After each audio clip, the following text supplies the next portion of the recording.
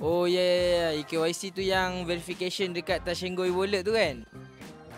Of course pernah pakai Touch 'n Go e-wallet. So macam bila dah EKYC tu orang kata lagi senang dan trusted lah. Uish, KYC untuk social media bagus sangat doh tu. Sebab ya, social media ni sekarang boleh buat banyak-banyak kan. So kalau ada EKYC dalam social media tu lagilah susah orang nak phishing ke, nak tipu ke atau apa. Nak cyberbully tu kurang lah. Maksudnya bila orang dah tunjuk muka dia kat social media mesti dia takut nak buat benda kan. Sebab mostly orang yang cyberbully ni selalunya fake account je.